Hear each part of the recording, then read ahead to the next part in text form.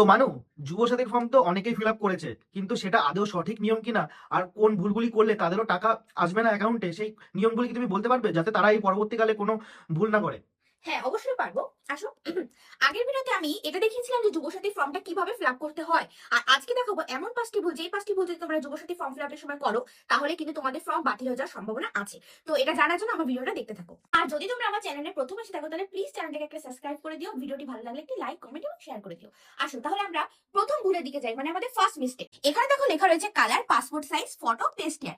এখানে তোমরা নিজেদের একটা কালার ফটো এখানে লাগাচ্ছ, এটা তো ক্লিয়ার তোমাদের কাছে, কিন্তু লাগানোর পর ওই ফটো আর এই ফর্ম সমেত একটা ক্রস সাইন করে দেবে।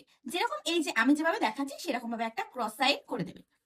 ঠিক আছে, এই হচ্ছে তোমাদের ফার্স্ট মিস্টেক, যেটা কিন্তু তোমরা বেশিরভাগ লোকে করছো না। এটা যদি তোমরা না করো, তাহলে কিন্তু তোমাদের ফর্মটা বাতিল হয়ে যাওয়ার সম্পূর্ণ সম্ভাবনা থাকতে পারে।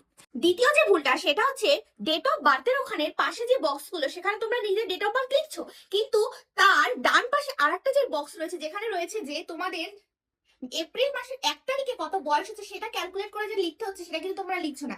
একটা কথা মাথায় রেখো, যারা ফর্মটা সাবমিট করবে তাদের কিন্তু অতটা সময় নেই যে তোমাদের বয়সটা তারা ক্যালকুলেট করে বসাবে।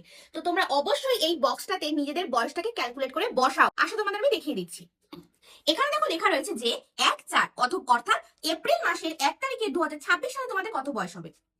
আমার যেমন বয়স হচ্ছে 22, তোমরা তোমাদের সেই রকম বয়স ক্যালকুলেট করে লিখে দেবে, যেটা কিন্তু তোমরা বেশিরভাগ লোকে করছো না। এটা যদি তোমরা না করো, তাহলে কিন্তু তোমাদের ফর্মটা বাতিল হওয়ার সম্ভাবনা থাকে। থার্ড মিস্টেক যেটা হচ্ছে তোমরা করছো, সেটা হচ্ছে শিক্ষাগত যোগ্যতার ওখানে কিন্তু তোমরা ভুল ইনফরমেশন দিচ্ছ।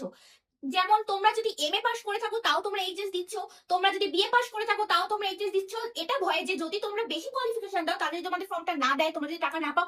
না, এরকম করো না। তোমরা অ্যাকচুয়াল যে ডিগ্রিটা তোমরা করেছো সেইটাই তোমরা লেখো। তোমরা যদি এমএ লেখো, যদি তোমরা বিএ লেখো, যদি তোমরা গ্রাজুয়েট লেখো, ভুল ইনফরমেশন দিও না। এবার আসি আমরা আমাদের ফোর্থ মিস্টেকে, যেটা কিন্তু 90% মানুষ করছে, সেটা তোমরা করো না। সেটা হচ্ছে তোমাদের পেশার জায়গায় তোমরা, অনেক আছে স্টুডেন্ট, তারা স্টুডেন্ট লিখছো, অনেক আছে হাউস ওয়াইফ, তারা হাউস ওয়াইফ লিখছো, এটা করো না। অনেক আছে কৃষক লিখছো না।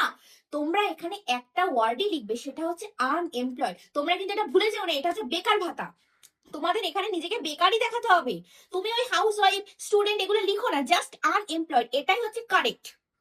আর ফিফথ যে মিস্টেকটা গাইস, একটা খুব ইম্পর্টেন্ট মিস্টেক, এটা তোমাদের আমি একটু ডিটেলসে বলতে চাই। সেটা হচ্ছে এখানে এক জায়গায় লেখা রয়েছে যে অন্য কোনো সরকারি সাহায্য পান কিনা, কোনো শিক্ষাগত সাহায্য বাদ দিয়ে। তোমরা যদি কন্যাশ্রী বা কোনো ধরনের স্কলারশিপ পাও, সেটা কোনো সমস্যা নেই, কিন্তু তোমরা যদি অন্য কোনো সরকারি সুযোগ সুবিধা পাও, তাহলে কিন্তু তোমরা এখানে হ্যাঁ লিখো। তোমরা এখানে ভুল ইনফরমেশন লিখো না।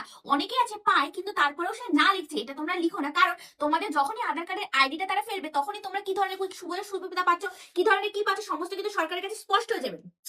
আর যে বিষয়টা, সেটা যে একদম যেটা করবে না, সেটা হচ্ছে যদি তোমরা এরকম কিছু করো, তাহলে যেটা কি হবে সেটা তোমাদের আমি একটু দেখিয়ে দিতে চাই। এদিকে একটু আসো।